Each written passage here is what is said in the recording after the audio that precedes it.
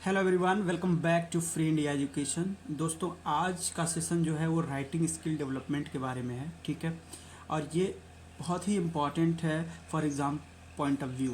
तो दोस्तों, आज हम सीखेंगे कि कैसे वेरी शॉर्ट आंसर क्वेश्चन लिखते हैं, कैसे शॉर्ट क्वेश्चन लिखते हैं आंसर लिखते हैं, कैसे लॉन्ग क्वेश्चन आंसर लिखते हैं, राइट। तो एक जनरल चीज़ें मैं बता दूं कि जो वेरी शॉर्ट क्वेश्चंस होते हैं वो क्लास 10th में 2 मार्क्स के आते हैं। हर क्वेश्चन 2 मार्क्स के होते हैं और आपको इसको 40 वर्ड्स में लिखने रहते हैं, राइट। सिमिलरली अगर हम लोग शॉर्ट क्वेश्चन आंसर की बात करें तो जो शॉर्ट क्वेश्चन आंसर के मार्क्स होते हैं वो होते हैं 3 मार्क्स ईच, राइट। और आपको आंसर लिखने होते हैं 60 वर्ड्स में, राइट। सिमिलरली जो लॉन्ग क्वेश्चन आंसर होते हैं वो 5 मार्क्स के होते हैं, राइट। हर क्वेश्चन 5 मार्क्स का होता है और जो वर्ड लिमिट होती है उसकी वो ये होती है 120 वर्ड्स, राइट। तो ये सारी चीज़ें आप समझ गए होंगे। अब एक चीज़ हम समझते हैं कि वेरी शॉर्ट आंसर का फॉर्मेट क्या होगा, शॉर्ट आंसर का फॉर्मेट क्या होगा और लॉन्ग आंसर का फॉर्मेट क्या होगा। तो सबसे पहले दोस्तों वेरी शॉर्ट की बात करते हैं तो सबसे पहले हम लोग इंट्रोडक्शन लिखते हैं। एक लाइन का इंट्रोडक्शन लिखेंगे, राइट। उसके बाद कोई भी 2 पॉइंट 1 एंड 2, समझ में आ गया, सिंपल। तो वेरी शॉर्ट क्वेश्चन आंसर में जो है एक इंट्रोडक्शन लिखेंगे 1 लाइन का और 2 पॉइंट लिखेंगे 1 एंड 2। अब आते हैं शॉर्ट क्वेश्चन आंसर के लिए। तो शॉर्ट क्वेश्चन आंसर में जो है इंट्रोडक्शन लिखेंगे और उसके बाद कोई भी 4 पॉइंट 1 2 3 एंड 4, सिंपल। तो शॉर्ट क्वेश्चन आंसर में दोस्तों आपको एक इंट्रोडक्शन लिखना है 1-2 लाइन का, उसके बाद 4 इंपॉर्टेंट पॉइंट्स, राइट। तो आपका शॉर्ट क्वेश्चन आंसर हो जाएगा। अब बात करते हैं लॉन्ग क्वेश्चन आंसर की। तो लॉन्ग क्वेश्चन आंसर में जो है आपको एक इंट्रोडक्शन लिखना है 1-2 लाइन का, राइट, 1 to 2 लाइन का। और उसके बाद जो है आपको एक डायग्राम बनाना है। डायग्राम वही बनाना है जो आप मेन बॉडी में कहने वाले हो, राइट। और उसके बाद 5 पॉइंट लिखेंगे कम से कम, 1 2 3 4 5। और हर पॉइंट में जो है सब पॉइंट लिखेंगे, जैसे सब पॉइंट ए, सब पॉइंट बी, अगर एक्स्ट्रा इन्फॉर्मेशन है तो सब पॉइंट सी, अदरवाइज ज़रूरत नहीं है। सिमिलरली पॉइंट 2 में भी जो है सब पॉइंट लिखेंगे ए एंड बी।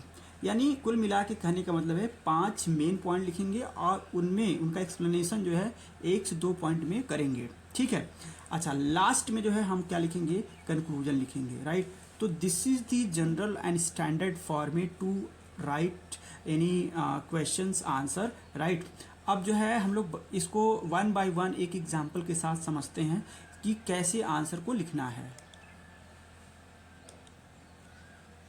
तो चलो दोस्तों, अब समझते हैं कि कैसे आंसर्स को लिखने हैं, राइट। तो सबसे पहले हम वेरी शॉर्ट क्वेश्चन आंसर को देखेंगे। तो आपके सामने एक क्वेश्चन जो है दिखाई दे रहा होगा स्क्रीन पे, ठीक है। और इस क्वेश्चन को जो है आप पहले पढ़िए, क्या लिखा है। Conservative regimes setup in Europe in 1815 were autocratic, support the arguments with any 2 arguments, right. ये जो क्वेश्चन है it is very short question, right. और मैंने आपको बताया था कि वेरी शॉर्ट क्वेश्चन जो होता है वो 2 मार्क्स का होता है और जो वर्ड लिमिट होती है वो होती है 40 वर्ड्स, राइट। तो आप यहाँ देखिए, मैंने यहाँ फॉर्मेट लिखा है। सबसे पहले एक लाइन का इंट्रोडक्शन लिखेंगे, फिर 1 पॉइंट और 2 पॉइंट लिखेंगे, राइट। तो यहाँ पे देखिए, हम इस क्वेश्चन को शुरू करते हैं। तो देखिए ये है आपका इंट्रोडक्शन, राइट। तो आपको इंट्रोडक्शन के लिए क्या करना है कि जो क्वेश्चन में जो लाइन दिया गया है उसी को थोड़ा मॉडिफाई करके लिखना है, राइट। तो पहले क्वेश्चन को समझ लेते हैं कि इसमें पूछा क्या गया। तो इसमें पूछा गया कि conservative regime setup in Europe in 1815 were autocratic. तो आपको ये बताना है कि 1815 में जो गवर्नमेंट्स जो सेटअप हुई थी, राइट, वो ऑटोक्रेटिक थी। और इसके लिए आपको कम से कम 2 रीजन देने हैं, राइट। और इसको CBSE 2024 में पूछा गया है। तो चलिए शुरू करते हैं। तो देखो, conservative regimes were autocratic because, ये हमारा इंट्रोडक्शन हो गया, राइट। This is introduction. अब आपको इंट्रोडक्शन लिखना नहीं है दोस्तों, राइट। बस मैं आपको बता रहा हूँ कि this is introduction, conservative regimes were autocratic because. अब उसके बाद एक लाइन छोड़ देना है, राइट। एक लाइन जो है आपको छोड़ देना और पहला पॉइंट लिखेंगे they suppressed freedom of speech and press, right. तो एक पॉइंट हमने लिखा अपने आर्गुमेंट के सपोर्ट में कि जो कंजर्वेटिव रिजीम्स थी इन्होंने freedom of speech and press को क्या किया था, सप्रेस किया था। अच्छा, जब ये पहला पॉइंट खत्म हो जाएगा तो फिर एक लाइन छोड़ देंगे, ठीक है, लीव 1 लाइन।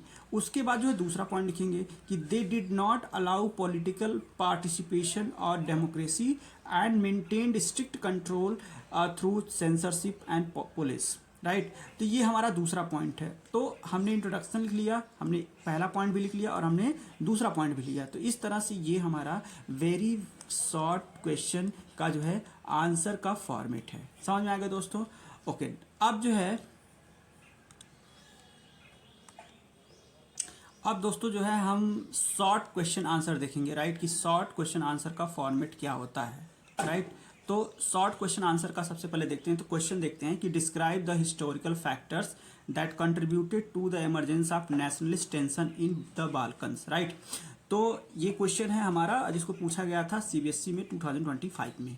तो यहाँ पे क्या पूछा जा रहा है कि जो हिस्टोरिकल फैक्टर्स बताइए, ठीक है, जिसकी वजह से नेशनलिस्ट टेंशन स्टार्ट हुआ था, कहाँ पे, बाल्कन रीजन में, ठीक है। तो इसका फॉर्मेट मैंने आपको पहले बता रखा है कि सबसे पहले आपको 1-2 लाइन का इंट्रोडक्शन लिखना है, राइट, और उस पर 4 पॉइंट लिखने हैं। अगर शॉर्ट क्वेश्चन आंसर है तो कम से कम 4 पॉइंट जरूर लिखने हैं। आपको ज़्यादा इन्फॉर्मेशन है तो आप ज़्यादा पॉइंट लिख सकते हैं, right, but not more than 6, लेकिन 4 कम से कम लिखने हैं। तो 1 2 3 4, राइट। तो चलिए इसको समझते हैं। तो सबसे पहले एक इंट्रोडक्शन लिखेंगे। तो इंट्रोडक्शन देखिए ये रहा हमारा, ठीक है।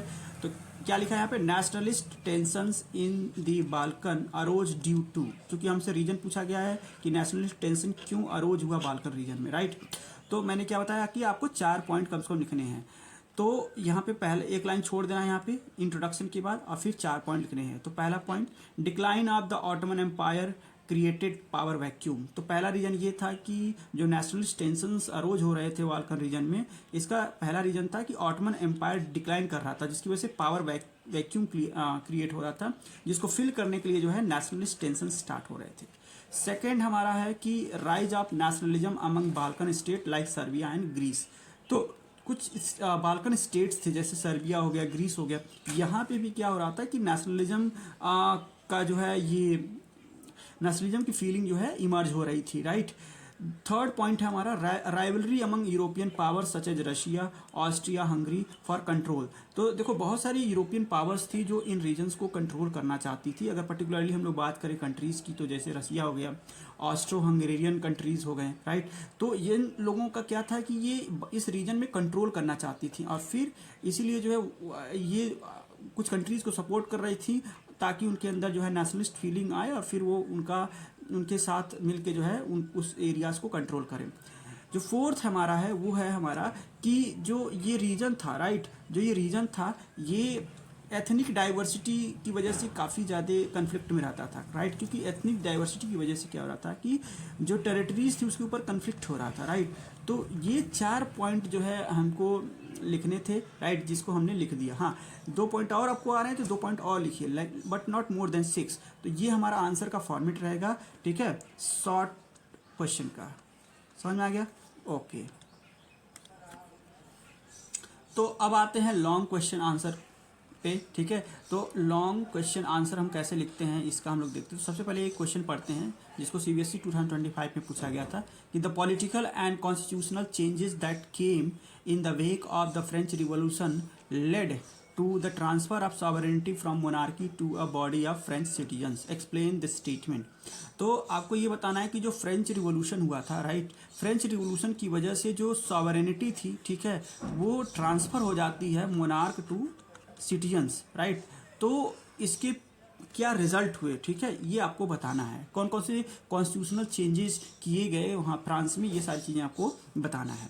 तो इसका फॉर्मेट दोस्तों मैंने बता रखा है आपको। इसका फॉर्मेट सिंपल है कि सबसे पहले आपको क्या लिखना है, इंट्रोडक्शन लिखना है 1 से 2 लाइन का, ठीक है। अच्छा, उसके बाद जो है आपको एक डायग्राम बनाना है, ये इंपॉर्टेंट है। आपको एक डायग्राम बनाना है और फिर कम से कम 5 पॉइंट लिखने हैं, 1 2 3 4 5। और फिर मैंने बताया था कि आपको इसका सब पॉइंट लिख सकते हैं आप, ठीक है, सारे में 1 से 2 सब पॉइंट लिख सकते हैं, राइट। और लास्ट में आपको लिखना है कंक्लूजन, ठीक है। तो चलिए आते हैं क्वेश्चन पे। तो यहाँ पे आप क्वेश्चन देख सकते हैं कि एक बार मैं फिर से रीड कर रहा हूँ क्वेश्चन को। तो the political and constitutional changes that came in the wake of the French Revolution led to the transfer of sovereignty from monarchy to body of French citizens। आपको इस स्टेटमेंट को क्या करना है, एक्सप्लेन करना है। तो सबसे पहले क्या हम एक इंट्रोडक्शन लिखेंगे, राइट। तो यहाँ देखिए इंट्रोडक्शन हमेशा यहाँ शुरू करेंगे लॉन्ग क्वेश्चन आंसर में, राइट, मार्जिन से थोड़ा जगह छोड़ के फिर स्टार्ट करेंगे। तो the French revolution 1789 ended absolute monarchy and established peoples power, right. तो हमने क्वेश्चन को ही मॉडिफाई करके जो है ये इंट्रोडक्शन लिखा है, राइट। तो आपको भी इस तरह से लिख लेना है। तो ये हो गया हमारा इंट्रोडक्शन। इंट्रोडक्शन के बाद क्या बनाना है, डायग्राम। अब दोस्तों डायग्राम वाला जो चीज़ है ये बहुत इंपॉर्टेंट है, इसको समझना है क्योंकि ये मार्क्स स्कोरिंग है, राइट। तो इसमें क्या करना है कि जो आप बॉडी में एक्सप्लेन करने वाले हैं, राइट, जो जो पॉइंट आपके दिमाग में आ रहा है उसी को लेके एक डायग्राम बना दीजिए, ठीक है। अब यहाँ देखिए मैंने 5 पॉइंट लिखे हैं, आप 7-8 भी लिख सकते हैं, कोई दिक्कत नहीं है, राइट। लेकिन उन सारे 7 या 8 पॉइंट को जो है आप एक डायग्राम बनाइए, ठीक है। तो यहाँ पे देखिए मैंने कोशिश की है कि एक डायग्राम बनाया जाए। तो चूंकि मैंने 5 पॉइंट इंक्लूड किए हैं तो 5 पॉइंट के लिए जो है मैंने एक डायग्राम बनाया है, राइट। तो देखिए पहला पॉइंट है मेरा ये क्वेश्चन ए, राइट, इसको 1 कर लीजिएगा, ठीक। Abolition of monarchy. दूसरा पॉइंट है डिक्लेरेशन ऑफ राइट्स। तीसरा पॉइंट है कॉन्स्टिट्यूशनल गवर्नमेंट। चौथा पॉइंट है representative system and last point है end of feudal privileges, right. तो इन सारी चीज़ों को जो है आपको एक्सप्लेन करना है, ठीक है, आगे चल के। चलिए 1 बाय 1 करके इसको एक्सप्लेन करते हैं। तो दोस्तों क्या है कि सबसे पहले हम करते हैं अबॉलिशन ऑफ मोनार्की, राइट। तो देखो पहला पॉइंट हमारा क्या है, अबॉलिशन ऑफ मोनार्की। तो ये हमने हेडिंग डाल दिया, राइट। अब इसके हमको 2 पॉइंट याद, इसको एक्सप्लेन करने के 2 हमारे पास पॉइंट आ रहे हैं। तो absolute rule of the king ended. तो इसमें क्या हुआ कि जो एब्सोल्यूट रूल ऑफ किंग था उसको क्या कर दिया गया, खत्म कर दिया गया, पहला चीज़। और जो पावर थी वो शिफ्ट हो गई कहाँ पे, सिटीजन्स के पास। तो ये हमारा रहा explanation of first point, abolition of monarchy, ठीक है। अब आपको क्या करना, यहाँ ध्यान देंगे कि जो हेडिंग डालने के बाद एक लाइन छोड़ के फिर उसको जो है एक्सप्लेन करेंगे। और जब वो पहला वाला हेडिंग खत्म, पहला वाला एक्सप्लेनेशन खत्म हो जाएगा तो फिर एक लाइन छोड़ देंगे, फिर दूसरी हेडिंग डालेंगे, राइट। ये फॉर्मेट याद रखेंगे, ठीक है। तो डिक्लेरेशन ऑफ राइट्स, तो यहाँ पे देखिए फिर मैंने एक लाइन छोड़ दिया, ठीक है। तो डिक्लेरेशन ऑफ राइट्स में मैंने क्या लिखा कि rights like liberty, equality and fraternity were granted, right. तो आपको भी इस तरह से लिखना है, ठीक है। फिर एक लाइन छोड़ देना, फिर तीसरा जो है हमने पॉइंट स्टार्ट किया कॉन्स्टिट्यूशनल गवर्नमेंट। तो यहाँ पे देखिए कॉन्स्टिट्यूशनल गवर्नमेंट में, ठीक है, कॉन्स्टिट्यूशनल गवर्नमेंट में क्या करना है कि constitution limited the power of monarchy, ये एक्सप्लेनेशन हो गया। और दूसरा it insured participation of citizens in government. तो कॉन्स्टिट्यूशनल गवर्नमेंट में मैंने 2 पॉइंट एक्सप्लेन किए हैं। उसके बाद आ जाते हैं नेक्स्ट पॉइंट में। तो यहाँ देखिए तो जो नेक्स्ट पॉइंट है हमारा 4th पॉइंट, वो क्या है कि रिप्रेजेंटेटिव सिस्टम, राइट। तो 4th पॉइंट को क्या एक्सप्लेन करना है कि elected bodies like national assembly represented people, यानी एक नेशनल असेंबली बनाई गई जिसमें लोग पार्टिसिपेट करते थे, राइट, जैसे आज की हमारी पार्लियामेंट है। और लास्ट पॉइंट है end of feudal privileges, right.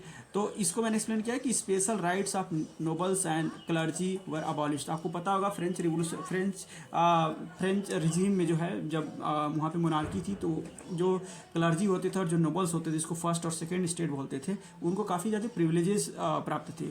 तो जब रिवोल्यूशन हो गया तो इन सारी प्रिविलेजेस को क्या कर दिया गया, ख़त्म कर दिया गया, राइट। तो ये हो गया हमारा 5 पॉइंट। अब लास्ट हमको लिखना था क्या, कंक्लूजन। तो कंक्लूजन में दोस्तों जो है यहाँ पे क्या लिखा है कि जो thus the freedom French Revolution led to the transfer of sovereignty from monarchy to a body of French citizen. तो इस तरह से जो है दोस्तों हमको क्वेश्चन आंसर लिखने। तो आई होप दैट कि ये सारी चीज़ें आपको समझ में आई होंगी।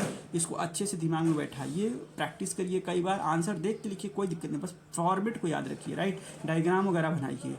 तो आई होप दैट ये सारी चीज़ें आपको समझ में आई होंगी। Thank you very much.